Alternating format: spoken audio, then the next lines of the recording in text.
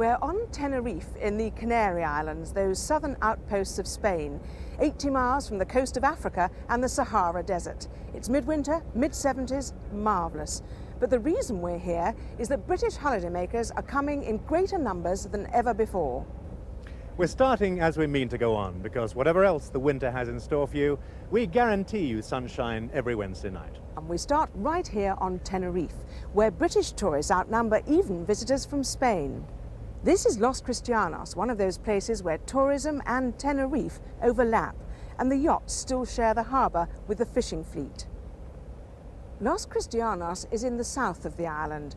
Chris has been looking at holidays in the north. Mount Teide, at 12,000 feet, the highest mountain in Spain. It gives Tenerife its most famous landmark and its climate. On this side of the mountain, the days can be wet and overcast, particularly in December and January, as we discovered for ourselves, when 28 miles away, the other half of the island is enjoying hot sunshine. Where the south is arid, the north is lush. Dense plantations of bananas cover the slopes that tilt towards Puerto de la Cruz and the sea. People were coming to Puerto de la Cruz on holiday, chiefly for the mild climate, long before the town began to think of itself as a holiday resort.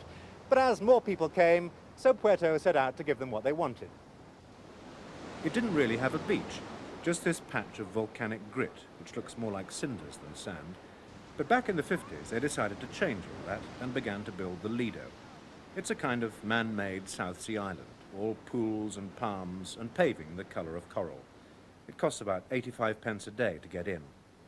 The last part to be completed was the lagoon, with a nightclub on its island. 20 years ago, Puerto de la Cruz ended at the little white chapel on the cliff top. Multi-storey buildings may have erupted all about it, but the old town doesn't appear to have noticed.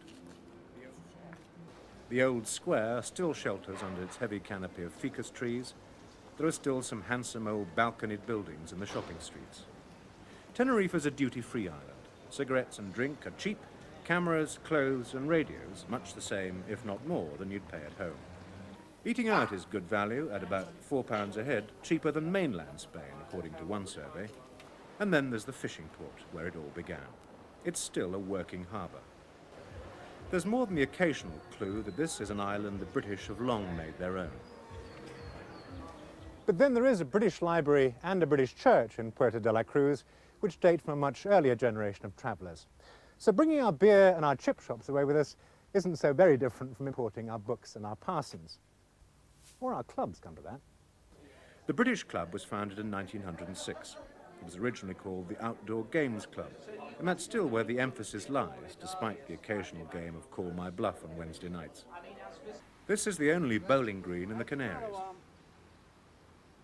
There are a couple of tennis courts and a tiny croquet lawn. Holidaymakers can take out temporary social membership for about £1.50 a week. Tennis is extra. But since a large scotch in the club costs about 25 pence, you could recover your subscription in a couple of rounds. Most British stay in 3- or 4-star hotels. This 4-star in Puerto de la Cruz is one of the older ones, but it bagged the prime position right on the front. Newer hotels tend to be at the back of the town. No holiday here should stick in a resort. The island outside is magnificent.